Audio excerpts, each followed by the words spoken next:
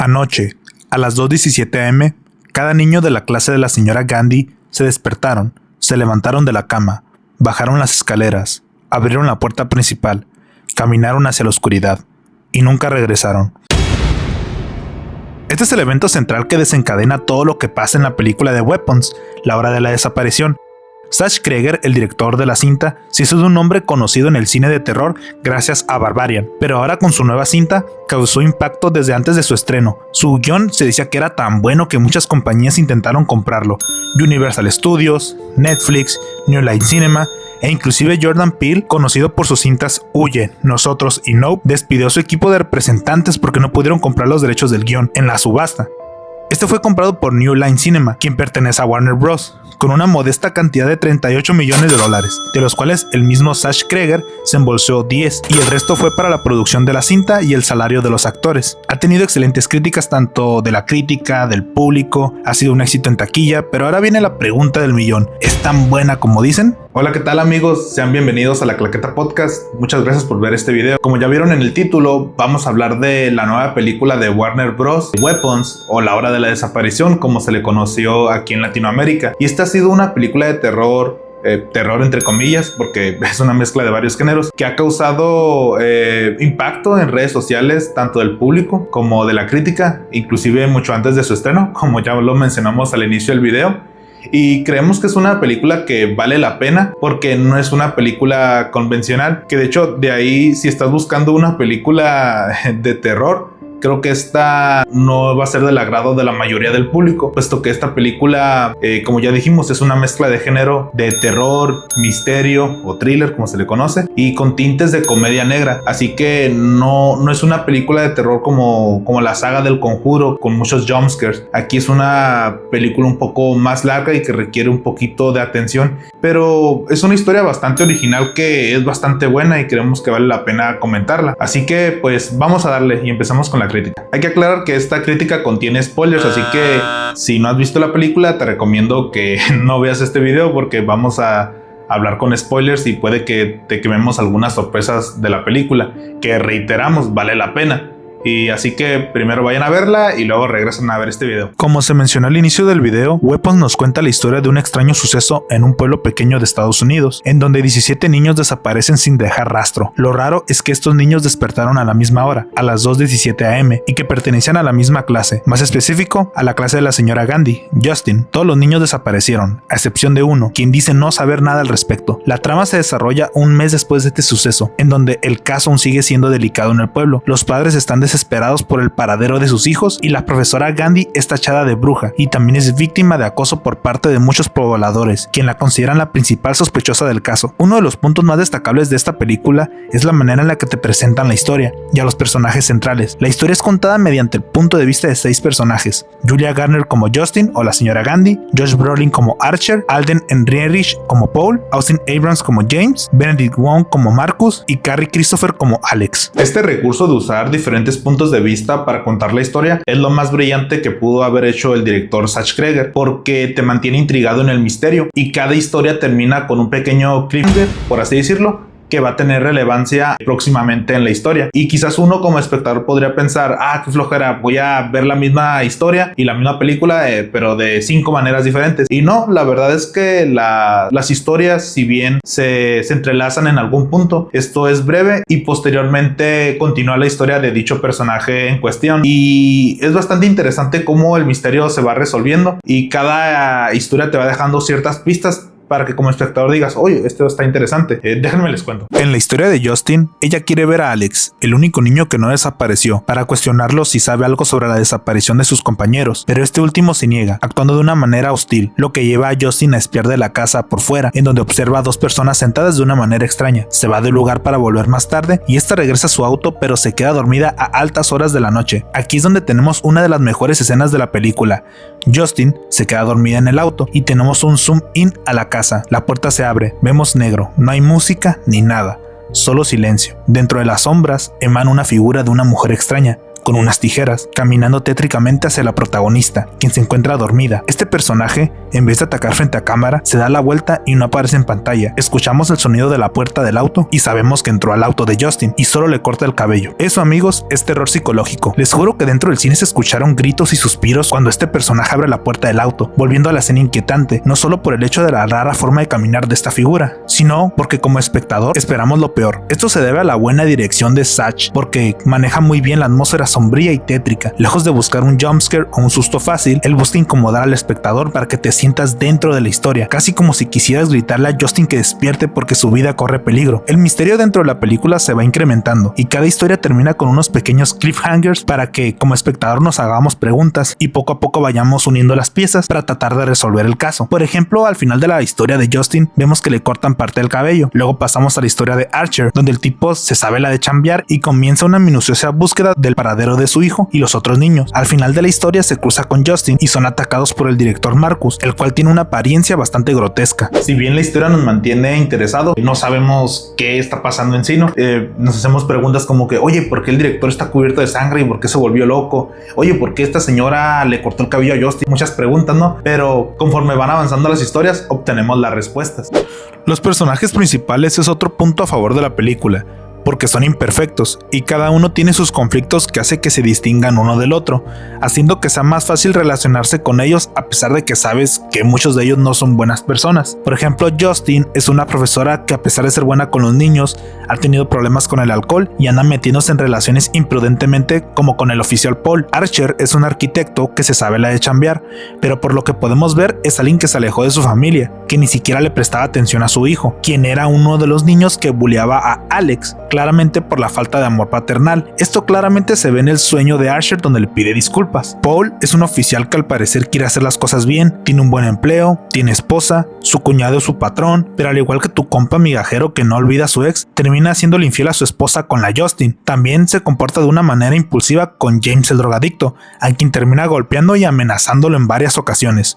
James es un drogadicto de poca monta que se dedica a robar cosas para venderlas al First Cash y así obtener dinero para seguir con su vicio. De hecho, este es el personaje que termina descubriendo a los niños perdidos dentro de la casa de Alex, y este en vez de ir a la policía, primero va a vender las cosas robadas y ahí es donde ve un cartel de la recompensa por información de los niños perdidos, y esto es lo que lo motiva a avisar a la policía. La interacción del oficial Paul y James me parecieron lo más divertido de la película. Hay momentos cómicos como aterradores, además que aquí es donde vamos entendiendo un poco más a dónde se va dirigiendo la historia de la película. Marcus es el director de la escuela y termina teniendo quizás el destino más atroz de todo el filme, ya que en esta parte de la historia conocemos a la tía Gladys, quien es la villana y la causante de la desaparición de los niños. Esta historia ata los cliffhangers que se presentaron en las historias pasadas. Sabemos para qué usa el cabello de las personas, sabemos por qué estaba cubierto de sangre y por qué ataca a Justin.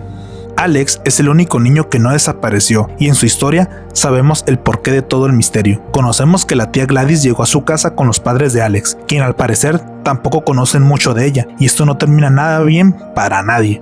Aquí descubrimos por completo el misterio que nos viene desarrollando durante toda la cinta, el cual en mi ver es satisfactorio y verosímil. Descubrimos que la tía Gladys hace una especie de ritual o conjuro con unas ramas y para esto necesita algún objeto que pertenezca a quien desea manipular y un mechón de cabello de quien sea el objetivo. Como dije antes, esta resolución me parece buena, pero también creo que es uno de los puntos negativos de la cinta, porque es en el tercer acto en donde el espectador conoce el misterio, y ese misterio puede desilusionar o parecerle poco satisfactorio. Inclusive un amigo llegó a comentarme que él creyó que la tía Gladys era una especie de vampiro, porque cuando llega a la casa del director Marcus, ella toca la puerta pero no entra hasta que le dan el paso.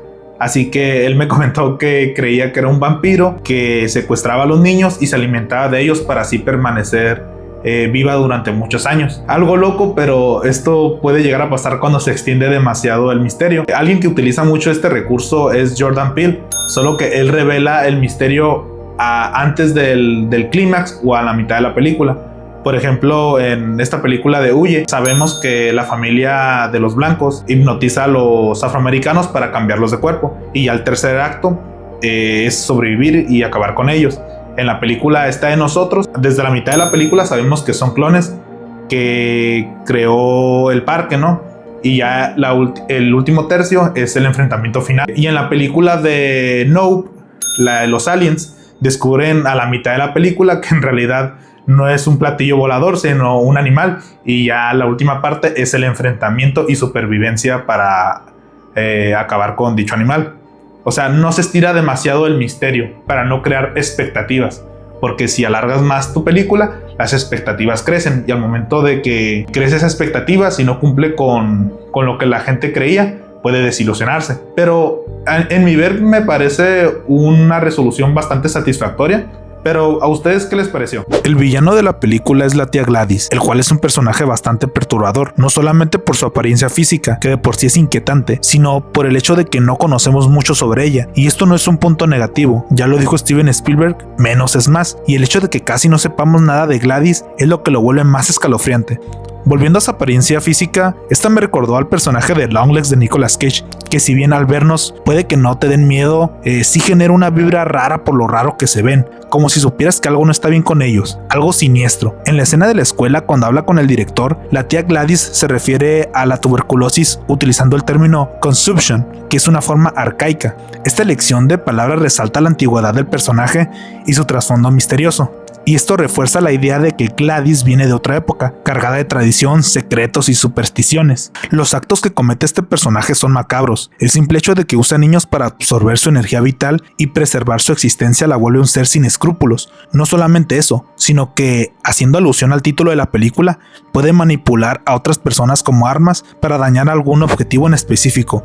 Me pareció muy interesante un diálogo que tiene con su sobrino Alex y donde tiene a sus padres bajo el hechizo. En esta escena controla la voluntad de sus padres y hace que se apuñalen la cara con tenedores, y la tía Gladys le dice algo así como: puedo controlar lo que sea que hagan tus padres, e incluso puedo hacer que se coman entre sí, lo cual es bastante cool porque es la manera que termina muriendo al final de la película, la cual es una escena muy hilarante que a todos en el cine provocó risas, donde todos los niños persiguen a Gladys hasta devorarla y aniquilarla. La forma de correr de las personas que están bajo este hechizo, como los niños, es bastante particular. Algunos podrían darle risa porque les recordó a su compa de la secundaria que corría como Naruto, porque según él iba más rápido, pero el trasfondo es mucho más trágico y perturbador. Zack confirmó que se inspiró en una famosa fotografía que se tomó el 8 de junio de 1972 durante la guerra de Vietnam, más conocida como la niña de Napalm. En dicha foto podemos ver a muchos niños, en donde resalta una niña completamente desnuda con los brazos extendidos, corriendo hacia la cámara. Sus rostros muestran dolor y terror. Una fotografía que aún sin conocer el contexto es bastante aterradora y triste. La imagen muestra el momento posterior que un avión de la Fuerza Aérea de Vietnam atacara accidentalmente a soldados de su mismo pelotón y al pueblo de Trang Bang con napalm, una sustancia gelatinosa y altamente inflamable, al confundirlos con el enemigo. Los pobladores tuvieron que huir del pueblo a pie. La niña de la foto en cuestión sufrió quemaduras de tercer grado después de que su ropa se prendiera en llamas, pero afortunadamente logró sobrevivir. Zack comentó lo siguiente: está esa terrible foto de una niña en Vietnam con quemaduras de napalm. Creo que esa imagen es espantosa, y la forma en que ella extiende los brazos me afectó profundamente. Pienso que hay algo realmente perturbador en esa postura. Si tuviera que adivinar, diría que de ahí se originó. No lo sé, pero no había duda alguna sobre esa pose. Sabía que correrían de esa manera.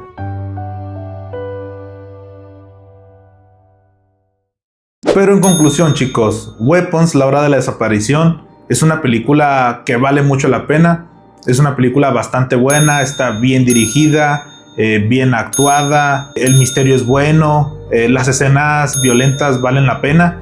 Tiene algunas escenas, como digo, de violencia, como la escena de Marcus, del director, e inclusive otras no tan sangrientas como las escenas de las agujas. Saben a lo que me estoy refiriendo, ¿no? Pero sí llegan a choquear en algún punto. Las historias y los personajes son bastante interesantes y no se sienten repetitivas. Así que esto es un gran punto a favor de la película, porque cada actor lo hace bastante bien, como dijimos antes. Te mantienen interesado en la película y siempre quieres saber lo que va a pasar. El único punto negativo sería lo que ya mencionamos antes, de que el misterio se extiende un poco, pero no es algo que te afecte en la experiencia de la película. El villano es bastante interesante y tétrico, así que a pesar de que no conozcamos mucho de este villano, es bastante tenebroso y terrorífico, y creo que dará mucho de qué hablar en el futuro con los fanáticos. Y bueno, chicos, eso fue la crítica de Weapons, la hora de la desaparición. ¿A ustedes les gustó? ¿No les gustó? Déjenlo aquí abajo en la sección de comentarios y díganos lo que les pareció la película. Si les gustó el video, regálenos un like y una suscribida. Nos ayudarían mucho. Nos vemos en el siguiente video en La Claqueta Podcast.